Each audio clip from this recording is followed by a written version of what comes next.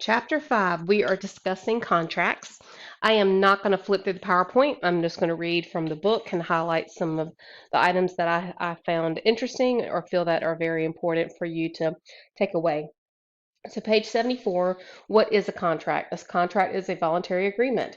It serves or provides one or more of the parties with a legal remedy if another of the parties does not perform his or her obligations. It can be definitely you want to get contracts in writing, but they can be oral or they can be implied. That page 74 goes into that. The elements of a contract must have an offer, consideration, and acceptance. And then breach of contract is discussed on page 75. Breach of contract occurs when there is a violation of one or more of the terms in the contract.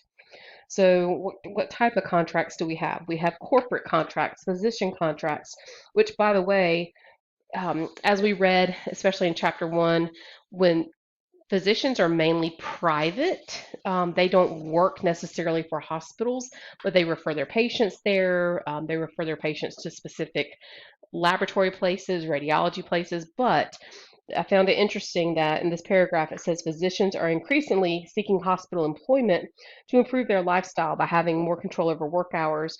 So what that means is most physicians are still in private practice and they have an office, but a lot of them are seeking to be employed by hospitals. So, very interesting. A partnership is another type of contract. Agent. An agent is one who has been given the power by another person, known as the principal, to enter into a contract. So, that is, I can. I can't think of anything healthcare wise as far as healthcare administration or hospitals. But what this reminds me of is like when we, as adults, when we sign or declare like a healthcare power of attorney, like if we can't make decisions for ourselves, there is an agent or a principal who can make those decisions for us. And then the next paragraph talks about the apparent agent or the ostensible agent. Page 77 goes over conditions, performance. Mistake of fact is mistaken belief that certain facts are true. Mistake of law is an incorrect judgment of the legal consequences of the known facts. Just great topics here underneath the non performance defenses. Moving over to page 78, excuse me. So, remedies. What can a party do when another has breached the contract or refuses to or cannot perform what they agreed to? So, there's specified performance, monetary damages that can be awarded, general consequential damages, duty to mitigate damages, arbitration.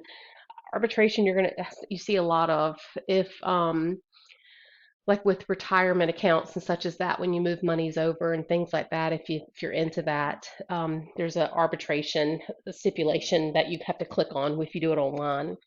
But specified performance and monetary damages is usually the most common, I guess you would say.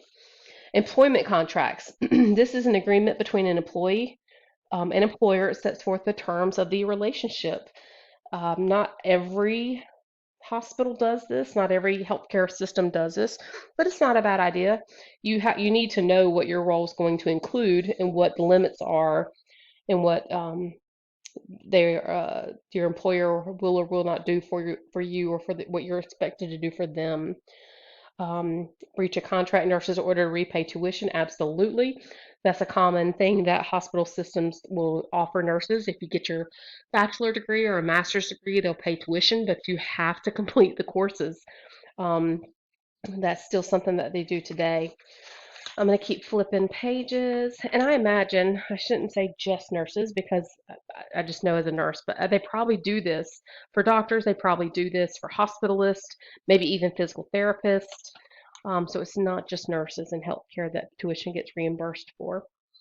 Um, Page 80, I found this interesting, just never thought of it before, but an employee handbook is not a contract. So it's a recommendation, it's a reference, but it definitely is not a contract.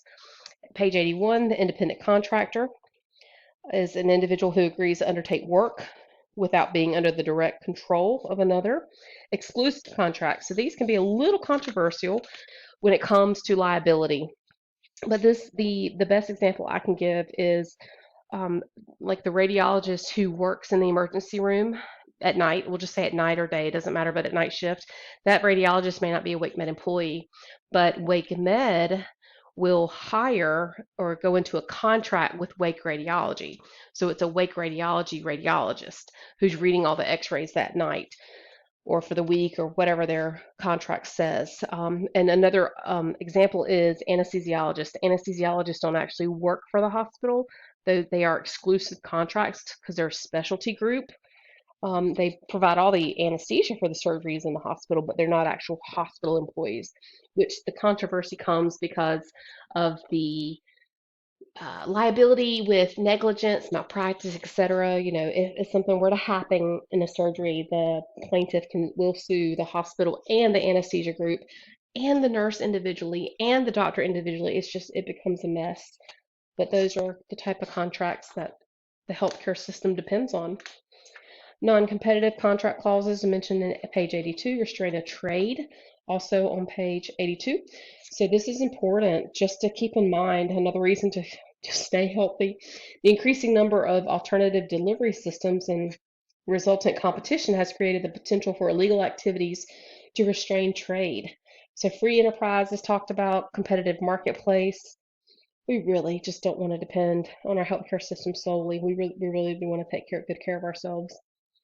Sherman Antitrust Act is mentioned, restricting medical staff privileges. So on page 83, moratoriums come into play when hospitals are on red diversion, medical offices cannot accept any new patients. But what happens is the medical staff who works there are not allowed to receive medical care during that time. Very rare, doesn't happen often to my knowledge. But there is a policy in place for that, and it has to do with medical staff privileges. 84, transfer agreements, insurance contracts on page 85. So insurance is a form of risk management and primarily to hedge against the risk of potential loss. So the insurer has an obligation to indemnify the insured for losses caused by specific events.